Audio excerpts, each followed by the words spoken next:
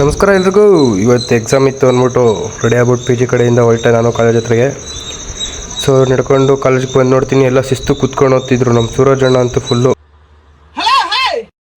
ಶಿಸ್ತಾಗಿ ಕೂತ್ಕೊಂಡು ಓದ್ತಿದ್ರು.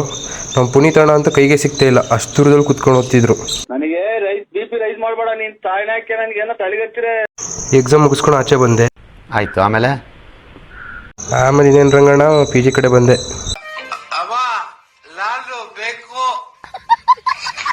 ಇವನು ಬಂದು ಆಲ್ರೆಡಿ ಡೋರ್ ಓಪನ್ ಮಾಡಿ ಕುತ್ಕೊಂಡಿದ್ದ. ಇವ್ರನ್ನೆಲ್ಲ ಕರ್ಕೊಂಡು ಟೀ ಹೊಲ್ಟೆ ಸಾಯಂಕಾಲ. ಇದನ್ನೆಲ್ಲ ಕಣ್ಣಿಂದ ನೋಡಿ ಕಂಗಾಲ ಆಗ್ಬಿಟ್ಟಿದೀನಿ.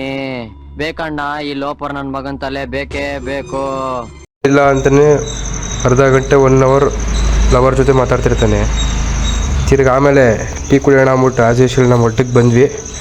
ಸೊ ಎಲ್ಲ ಟೀ ಕುಡಿದ್ಬಿಟ್ಟು ಪೂಜೆ ಮಾಡಬೇಕಿತ್ತು. ಹೂವು ತಗೊಂಡು ವಾಪಸ್ ಪಿ ಜಿ ಕಡೆ ನಡ್ಕೊಂಬರ್ಬೇಕಾದ್ರೆ ನಾಯ್ಸಿ ಈ ಲೋಫರ್ ನನ್ನ ಮಕ್ಳು ಇಬ್ರು ಸೇರ್ಕೊಂಡು ನಮ್ಮ ಹೊಟ್ಟೆ ಎಷ್ಟು ಉರ್ತಾವ್ರು. ಸ್ವಲ್ಪ ಕಿರುಕುಳ.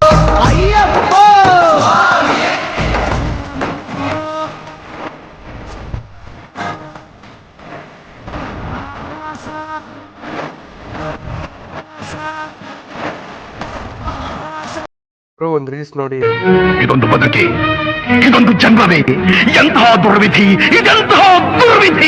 ನಮ್ಮ ಬ್ರೋದು ಮನದಾಳದ ಮಾತು ಹಿಂಗಿತ್ತು. ಸೊ ಅಂಗಡಿಗೆ ಹೋಗಿ ಅವಲಕ್ಕಿ ಎಲ್ಲ ತೊಗೊಂಡು ಬಂದು ಪಿ ಜಿಲಿ ಅವಲಕ್ಕಿ ಬಾಳೆಹಣ್ಣು ಮಾಡ್ಕೊಂಡು ತಿಂದು ಮಲ್ಕೊಂಡ್ವಿ. ನಮ್ಮ ಮತ್ತೆ ನಾಳೆ ಸಿಗುವ ಬಾಯ್.